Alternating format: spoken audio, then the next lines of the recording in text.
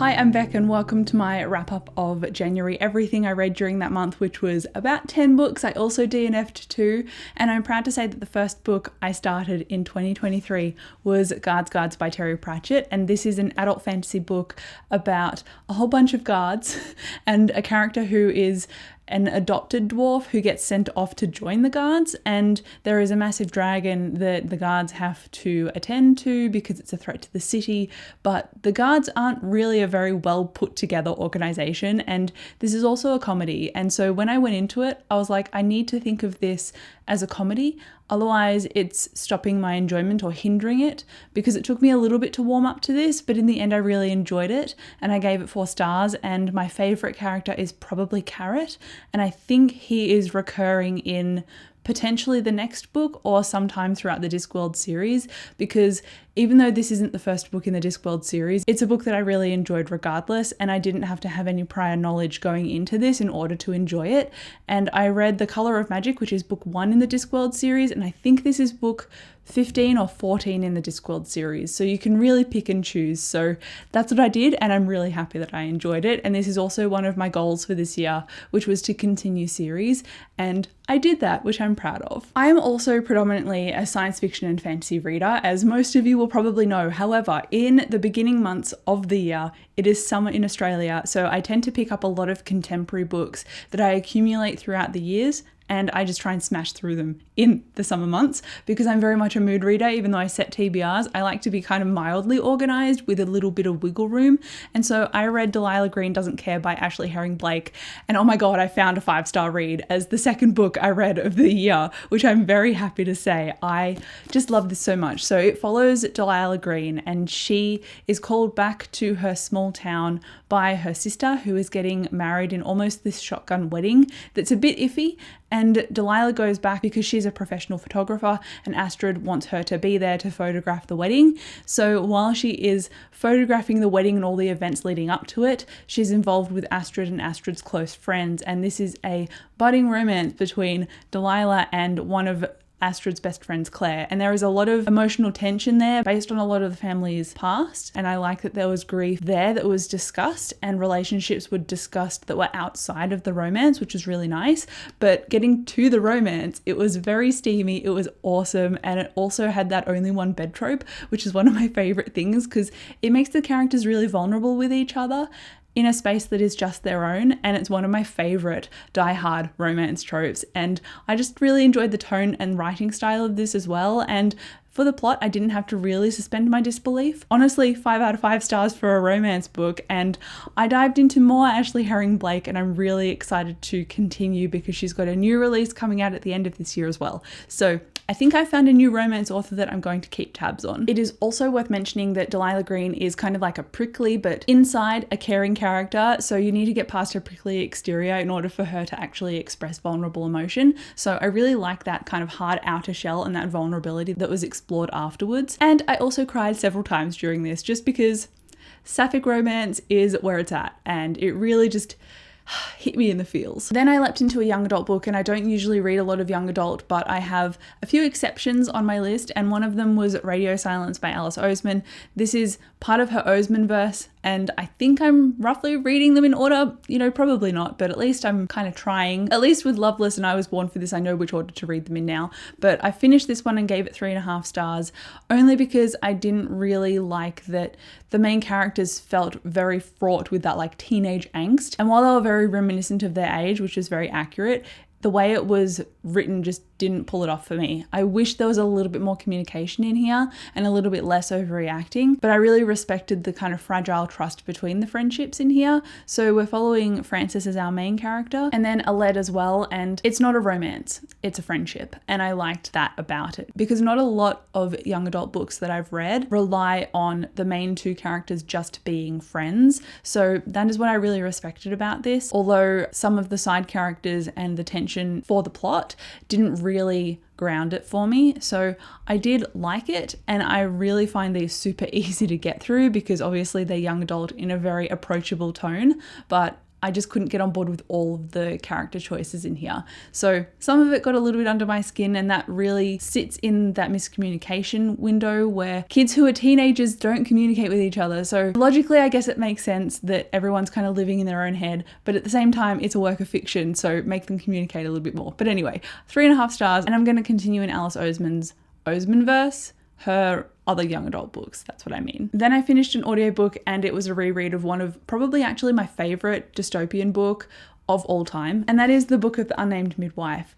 This is a brilliant story, but it doesn't have zombies in it. So it's about a pandemic that wipes out pretty much 99% of the population, and it has more of a toll on men, like cis men, than it does on cis women. And so because of that toll, there are barely any women now existing in the world. And so we're following this character who in the before time was a midwife, and now she is living in the post-apocalypse time where she's trying to capture her experience. So she's writing a diary, she's trying to treat the other women she comes across with her professional medical knowledge while also blending in as a man in order to not get, I don't know if my video is going to get demonetized if I say particular words. So she's trying to protect herself and any woman that she comes across with birth control. So based on that, it's a really interesting look at the human mind and about risk and about alliances and how she perceives her own identity. It was incredibly fascinating, and it was very character driven.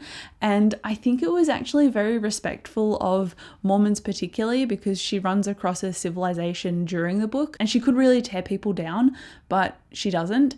And I really had a respect for the author as well, because they could have portrayed really stark contrasts in order to get a particular message across, and they didn't. I'm reading women and non-binary authors this year, and I feel like that is a good choice for me, because as much as I love fantasy across the board, I feel like I'm connecting with things, especially on rereads, in a more strong way. So this was a 5 stars, obviously. So it's not a new to me 5 stars like Delilah Green was, but it's a 5 stars that I've been meaning to reread for a while. And it's kind of like a softer, more introspective story with characters that are flawed that you can really get behind, even if you don't respect all of their choices necessarily. I just really enjoyed it. And it's a story that has a little bit of hope in there as well. It's not all just doom and gloom. It's definitely the best post-apocalyptic book I've read. However, The Last of Us is absolutely incredible as a show. So The Last of Us and The Book of the Unnamed Midwife, different vibes. One is more survivalist and one is more like introspective character, but I really like both. And then unfortunately we come into my first DNF, like did not finish. I put this book down and I did not pick it back up again.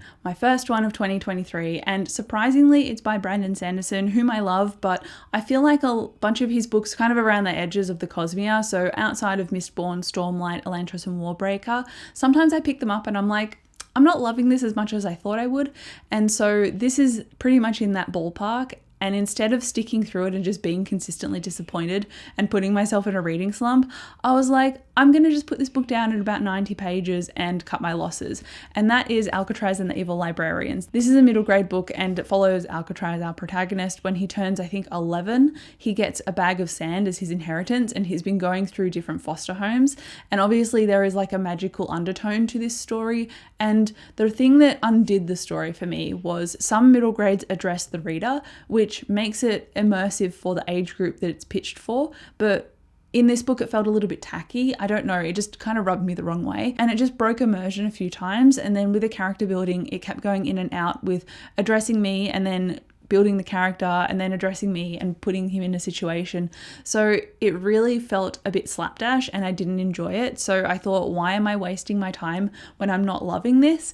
I'll just donate it and then try again with his other books instead. So I don't think this middle grade was for me, unfortunately. It just is what it is. Sometimes it's a hit, sometimes it's a miss. And then I did say that I continued reading Ashley Herring Blake, and I picked up Astrid Parker Doesn't Fail. And this was also a 5-star read for me. So I'm not going to say anything about the plot except the first line of the blurb, which is, for Astrid Parker, failure is unacceptable based on her upbringing.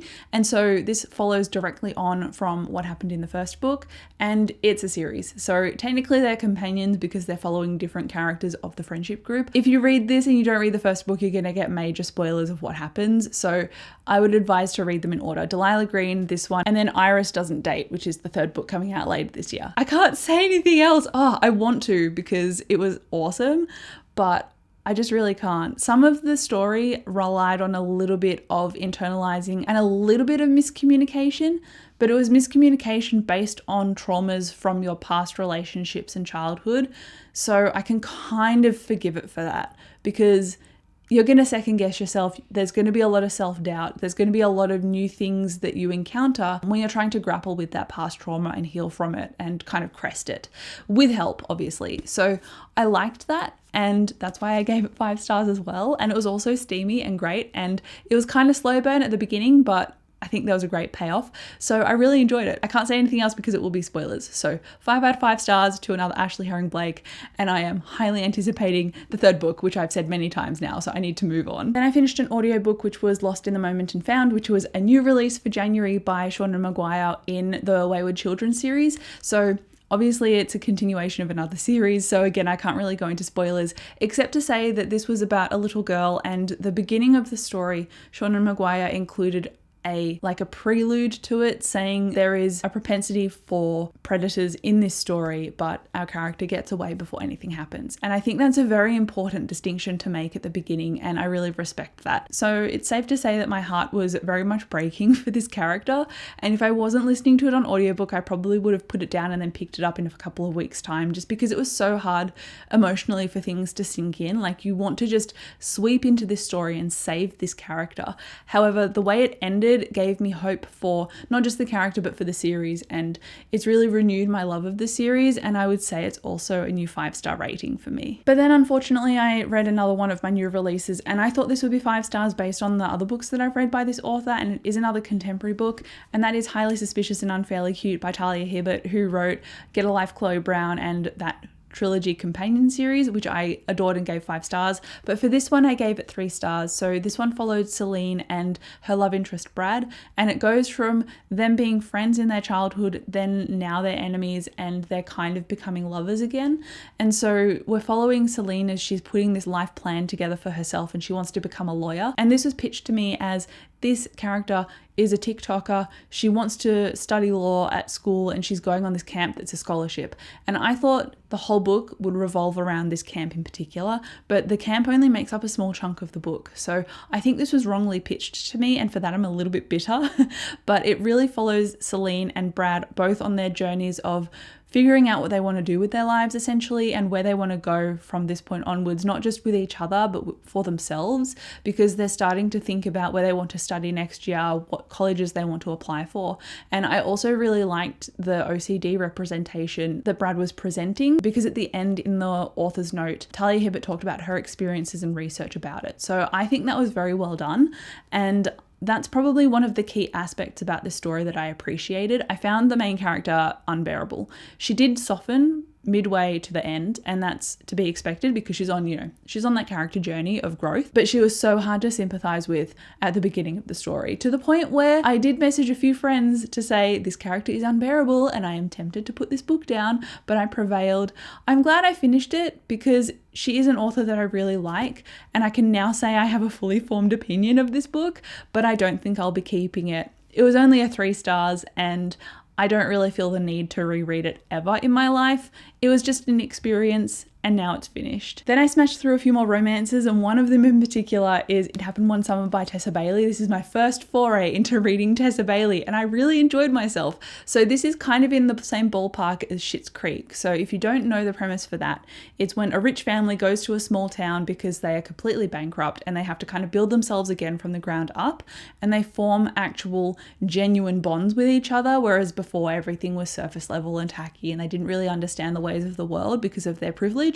And so that's really what happens with Piper. She does a few things at the beginning. She goes to jail and gets broken out, and her dad's like, this is it. I can't do this anymore with you. You need to actually get your head in the game. And so he sends her off to a little town called Westport. And in Westport with her sister Hannah, she goes back to explore their family history and their roots, because they didn't know their father because he died when they were both little, and her mother moved and remarried. They're going back to kind of investigate those roots, get more grounded, and actually learn some responsibilities. And while they're there, Piper runs into Brendan and a romance ensues. It is very much Grumpy and Sunshine, and Brendan is that tall pillar of gruffness, and Piper is that constantly sparkly, bubbly person. And so sometimes she is mildly unbearable just because of how happy she is. And there was a little bit of miscommunication that you kind of had to suspend your disbelief for.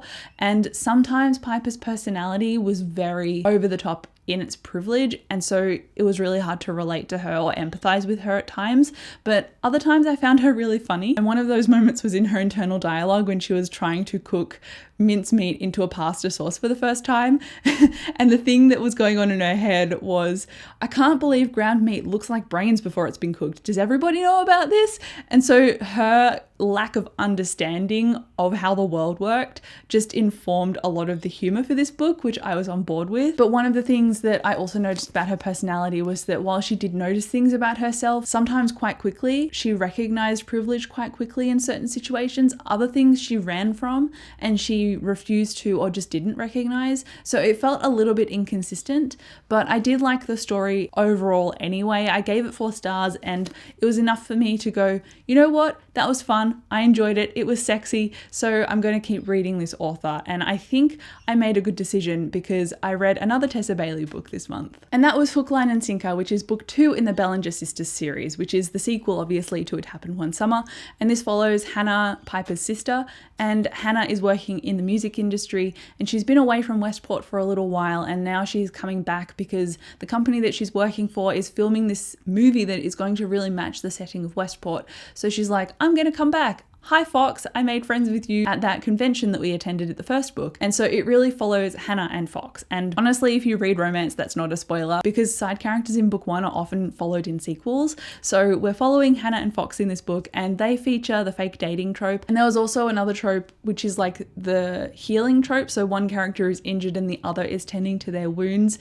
And so that was the bridge for tenderness between these characters at the very beginning of the story.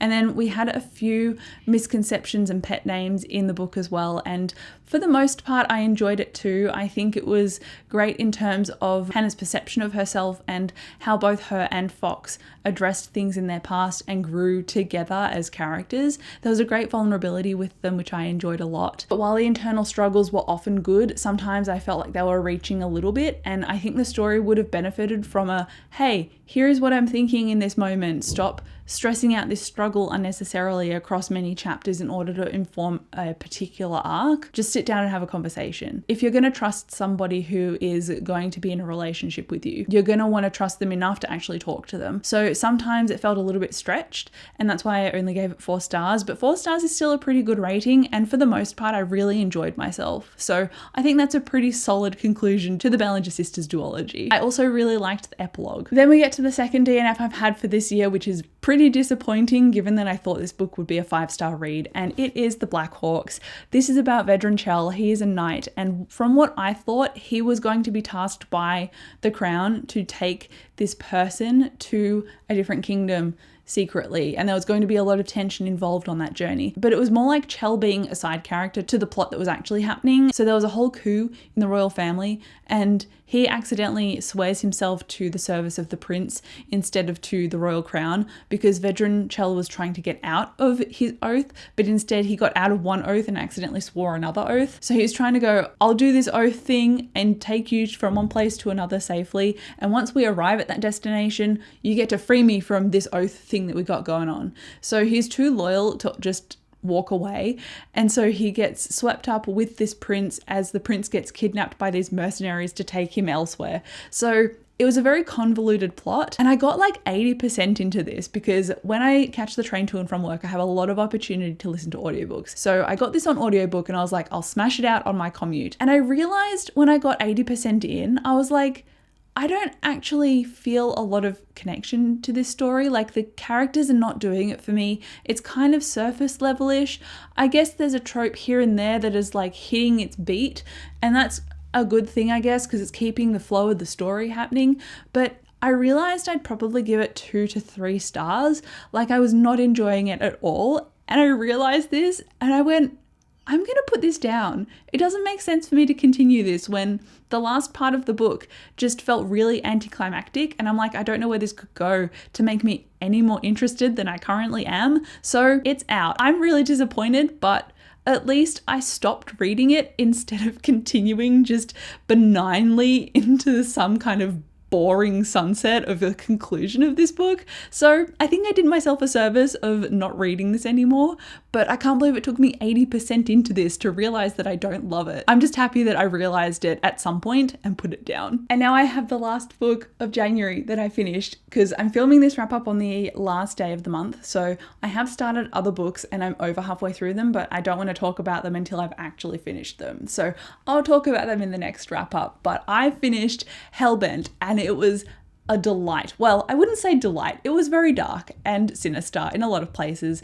It was about murder and mayhem and power, and I don't care because I loved it. This was full to the brim of plot and plot twists and characters that really grew on me. Like Turner in the first book, I didn't expect to love him so much in the sequel. Also, if you want, I did a Ninth House recap where I recounted everything that happened in that book that you were going to probably need to know. I can read you the back though, and that is wealth, power, murder, magic. Alex Stern is back and the Ivy League is going straight to hell.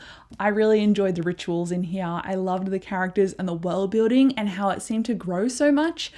It was just so good. And if I have to wait 2 years for the sequel, like I had to wait between Ninth House and this book, I'm probably going to just lie on the floor the entire time and cry until it's in my hands. Dramatic? No. Realistic. But I love this. Again, 5 stars. I had a great month of reading in January. I gave out several 5 stars. One of them was a reread, but that's okay. I'm still going to count it as a victory. But let me know how many books you read in the month. I read 10 and DNF 2, which is pretty good odds to be honest. And I can't wait to get into my February TBR and get stuck into more stuff on my TBR cart. But thank you so much for watching this wrap up. I'll come chat to you down below in the comments and I'll see you in my next video. Bye. Really my favorite dystopian book of all time, and that is The Handmaid's Tale. Am I okay?